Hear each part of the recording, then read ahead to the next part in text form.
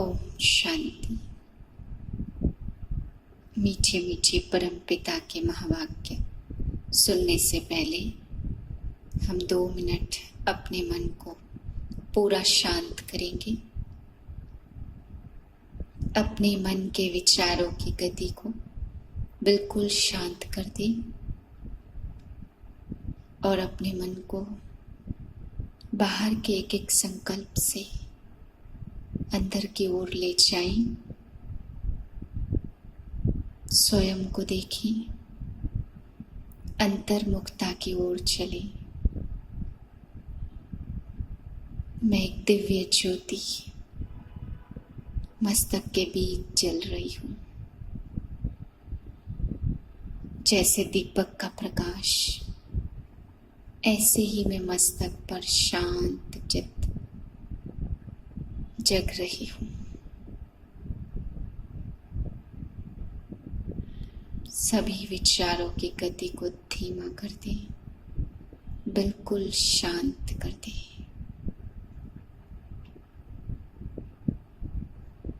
और शांत स्वरूप स्थिति में शिव बाबा के चारे हुए वरदानी बोल सुने। 9/9/2020 के महावाक्य हैं। आज बाबा ने हम बच्चों को समझाया कि कई बच्चे ज्ञान में चलने के बाद छोटी छोटी बातों में पूछते रहते हैं कि भोजन शुद्ध करना है तो कैसे मिलेगा, कैसे करेंगे। शुद्ध खान पान के कारण कई दिक्कतें आती हैं। फिर बाबा ने कहा कई लोग पूछते हम क्रोध नहीं करना है तो पुलिस की सेवा कैसे करेंगे। मिलिट्री में जाएंगे तो वहाँ किसी को अगर दुश्मन को शूट करना है या कोई ऐसा कर्म करना है तो कैसे करेंगे, क्योंकि बाबा तो समझाते क्रोध नहीं करना है, आसुरी कर्म नहीं करने हैं। तो ऐसी बहुत छोटी छोटी बातें बाबा से पूछते रहते हैं बार बार, यानी कारण ही देते रहते हैं। बाबा ने कहा बच्चे यह बातें बाप से पूछने की दरकार नहीं है। बाबा ने आपको ज्ञान स्पष्ट कर दिया, तुम्हें कोई आसुरी कर्म नहीं करने हैं। बाकी ड्यूटी तो निभानी पड़ेगी। अपने आप को भोजन से कैसे बचाना वो भी खुद समझना पड़ेगा। चलना कैसे है ये खुद समझने की बात है। इसमें छोटी छोटी बातों में बाप से नहीं पूछना है। करना इंतजाम कैसे है, कैसे चलना है, अपने आप को हमें शुद्ध बनाना है किसी भी प्रकार से। तो उसके लिए बाबा ने कहा अपनी सोच होनी चाहिए कि कोई भी कर्म हमारा आसुरी कर्म ना हो। अब कैसे करना है, चाहे योग बल से करे, चाहे अपने आप को सेफ रखे, चाहे अपने आप को कैसे भी धारणाओं में चलाएं, करना हमारे हाथ में है। बाकी बाबा ने कहा छोटी छोटी बातें मत पूछो। फिर बाबा ने एक बात समझाई कि जैसे शिव बाबा कितना निरहंकारी है, ब्रह्मा तन में आकर के कईयों की सेवा करता है। बच्चियां बीमार हो जाती हैं, समर्पित भाई बहनें हैं, कई बीमार हो जाते हैं, तकलीफ में होते हैं। तो बाबा ने कहा बाप भी आकर के इस तन द्वारा उनकी सेवा करवाते हैं। कोई अभिमान नहीं है, क्योंकि जैसा जैसा वो इस तन के द्वारा कर्म करवाते हैं ऐसे ऐसे फिर बच्चे भी सीखते हैं। इसलिए बाबा ने कहा करण करावन हार बाप आकर के बाप दादा दोनों जैसे एक हो जाते हैं, दोनों ही आकर के हमें श्रेष्ठ कर्म सिखाते हैं। तो जैसे बाप को कोई अभिमान नहीं है, ऐसे तुम बच्चों को भी सबकी सेवा करनी है, कोई भी अभिमान नहीं रखना है। मीठे बच्चे हर बात में योग बल से काम लो। बाप से कुछ भी पूछने की बात नहीं है। तुम ईश्वरी संतान हो, इसलिए कोई भी आसुरी कर्म नहीं करो। प्रश्न है तुम्हारे इस योग बल की करामात क्या है। उत्तर है यही योग बल है जिससे तुम्हारी सब कर्मेंद्रियां वश हो जाती हैं। योग बल के सिवाय तुम पावन बन नहीं सकते। योग बल से ही सारी सृष्टि पावन बनती है। इसलिए पावन बनने के लिए व भोजन शुद्ध बनाने के लिए याद की यात्रा में रहो। युक्ति से चलो, नम्रता से व्यवहार करो। रूहानी बाप रूहानी बच्चों को समझाते, दुनिया में किसको मालूम नहीं कि रूहानी बाप आकर स्वर्ग की व नई दुनिया की स्थापना करते हैं। कोई भी नहीं जानते, तुम बाप से कोई भी प्रकार की मांगनी नहीं कर सकते हो। बाप सब कुछ समझाते हैं, कुछ भी पूछने की दरकार नहीं रहती, सब कुछ आपे ही समझाते रहते हैं। बाप कहते हैं मुझे कल्प कल्प इस भारत खंड में आकर क्या करना है, सो मैं जानता हूँ तुम नहीं जानते। रोज रोज समझाते रहते हैं, कोई बल एक अक्षर भी ना पूछे तो भी सब कुछ समझाते रहते हैं। कभी पूछते हैं खान पान की तकलीफ होती है, अब यह तो समझ की बात है, बाप ने कह दिया हर बात में योग बल से काम लो, याद की यात्रा से काम लो, और कहाँ भी जाओ तो मुख्य एक बात को जरूर याद करना है, हर एक के पुरुषार्थ अनुसार मर्तबा होता, राजाई में भी तो पोजीशन होती है ना। ड्रामा प्लान अनुसार तुम कहाँ आकर गिरे हो, एकदम ऊंच चोटी थे, जरा भी बुद्धि में नहीं आता कि हम कौन थे। अभी तुम्हें बाप मिला है तो समझते हो ऐसे बाप के ऊपर तो न्योछावर होना पड़े। तुमको कभी स्वप्न में भी नहीं था कि बाप आकर क्या करेंगे। जैसे पतिव्रता स्त्री होती तो पति पर कितना न्योछावर हो जाती, तो चिता पर चढ़ने में भी डर नहीं रहता। कितनी बहादुर होती है, आगे चिता पर बहुत चढ़ती थी। यहाँ बाबा ऐसी कोई तकलीफ नहीं देते, बल नाम ज्ञान चिता है, परंतु जलने करने की तो कोई बात ही नहीं है। अभी तुम समझते हो पाप ही हमने पिछले जन्मों में किए हैं, वास्तव में पुण्यात्मा तो एक भी नहीं है। पुण्य करे तब पुण्यात्मा बने, पुण्यात्माएं होती हैं सतयुग में। कोई ने हॉस्पिटल आदि बनाई, फिर क्या हुआ, सीढ़ी उतरने से थोड़े बच जाएगा, चढ़ती कला तो नहीं होती है ना, गिरते ही जाते हैं। यह बाप तो ऐसा बिलवेड है जिस पर कहते हैं जीते जी न्योछावर हो जाए, क्योंकि पतियों का पति बापों का बाप सबसे ऊंच है। बच्चों को अभी बाप जगा रहे हैं, ऐसा बाबा जो स्वर्ग का मालिक बनाते कितना साधारण है। शुरू में बच्चियां जब बीमार पड़ती थी तो बाबा खुद उन्हों की सेवा करते थे। अहंकार कुछ भी नहीं, बाप दादा ऊंचते ऊंच है, कहते हैं जैसे कर्म मैं इनसे कराऊंगा या करूंगा, दोनों जैसे एक हो जाते हैं। माया का भी प्रभाव है, कर्म अकर्म विकर्म की गति बाप बैठकर समझाते। बाप बहुत ऊंच है, ईश्वर बाप कहते ऐसा मत करो तो भी नहीं मानते। भगवान कहते मीठे बच्चे यह काम नहीं करना, फिर भी उल्टा काम कर देते हैं। उल्टे काम के लिए ही मना करेंगे ना, लेकिन माया भी बड़ी जबरदस्त है। भूले चूके भी बाप को नहीं भूलना है, कुछ भी करे मारे अथवा कूटे, ऐसा कुछ भी बाप करते नहीं है, परंतु यह एक्सट्रीम में कहा जाता है।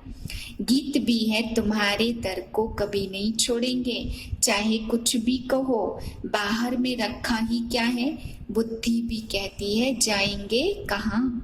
बाप बादशाही देते फिर थोड़ी कभी मिलेगी, ऐसे थोड़े दूसरे जन्म में कुछ मिल सकता है, नहीं। यह पारलौकिक बाप है जो बेहद का सुख धाम तुमको मालिक बनाते हैं। बच्चों को दैवी गुण भी धारण करने हैं, सो भी बाप राय देते हैं। अपना पुलिस शादी का काम भी करो, नहीं तो डिसमिस कर देंगे। बाप के कितने ढेर बच्चे हैं, जितना हो सके प्रेम से काम लो, नहीं तो युक्ति से आंख दिखाओ, हाथ नहीं चलाना है। बाबा के कितने ढेर बच्चे, बाबा को कितना ख्याल रहता है।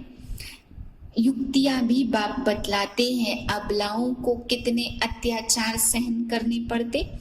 बहुत नम्रता से चलो, बोलो आप तो भगवान हो, फिर यह क्या मांगते हो। हथियाला बांधते समय कहते हैं मैं तुम्हारा पति ईश्वर सब कुछ हूँ, अब मैं पवित्र रहना चाहती हूँ तो तुम रोकते क्यों हो। भगवान को तो पतित पावन कहा जाता, आप ही पावन बनाने वाले बन जाओ। ऐसे प्यार से नम्रता से बात करनी चाहिए। क्रोध करे तो फूलों की वर्षा करो, मारते हैं फिर अफसोस भी करते हैं। जैसे शराब पीते हैं तो बड़ा नशा चढ़ जाता, अपने को बादशाह समझने लगते, पछताते भी हैं परंतु आदत पड़ी है तो वह टूटती नहीं है। सिवाय योग बल के कोई भी कर्मेंद्रिय को वश नहीं कर सकते। योग बल की करामात है तभी तो नाम मशहूर है। बाहर से आते हैं यहाँ योग सीखने, शांति में बैठे रहेंगे, घर बार से दूर हो जाते, परंतु यह तो है आर्टिफिशियल शांति।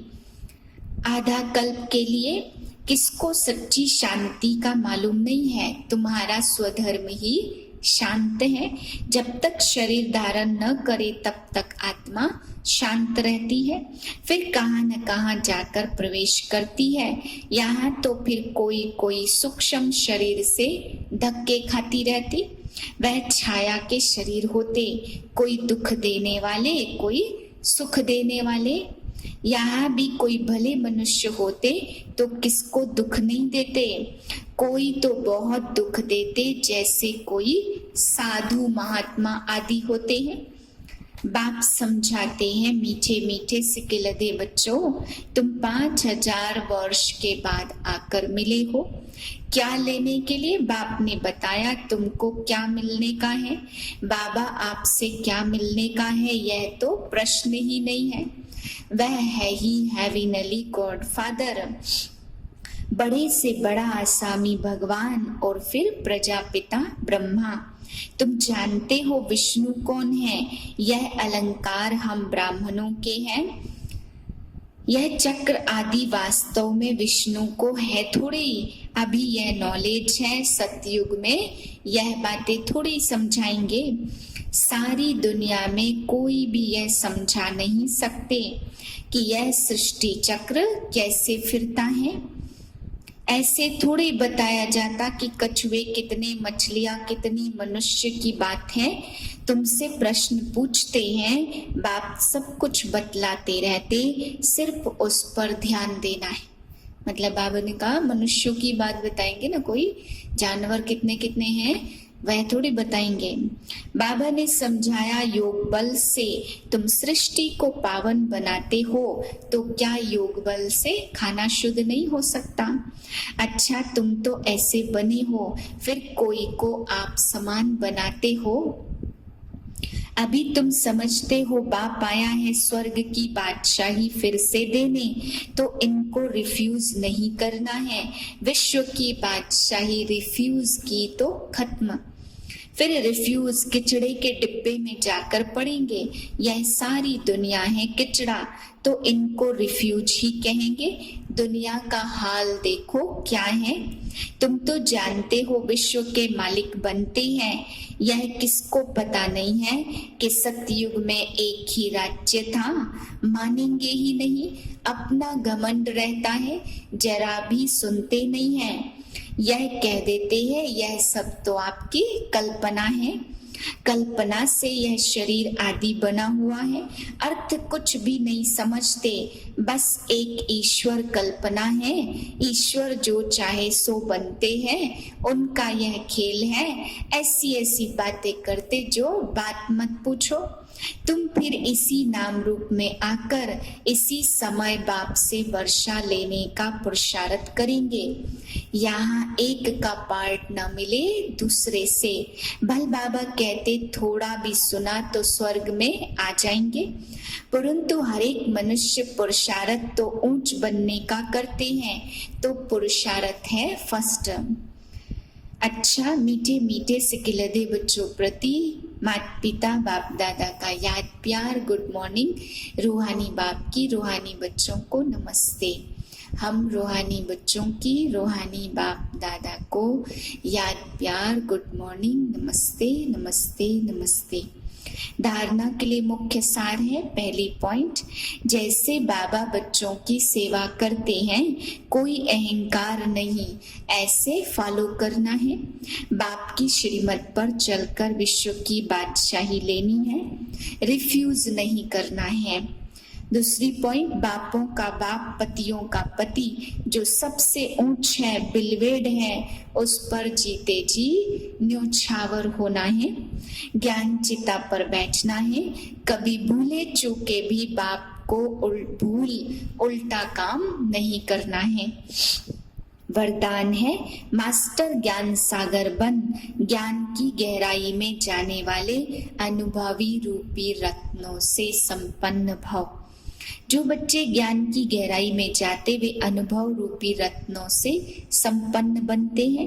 एक है ज्ञान सुनना सुनाना और दूसरा है अनुभवी मूर्त बनना। अनुभवी सदा अविनाशी और निर्विघ्न होते हैं, उन्हें कोई भी हिला नहीं सकता।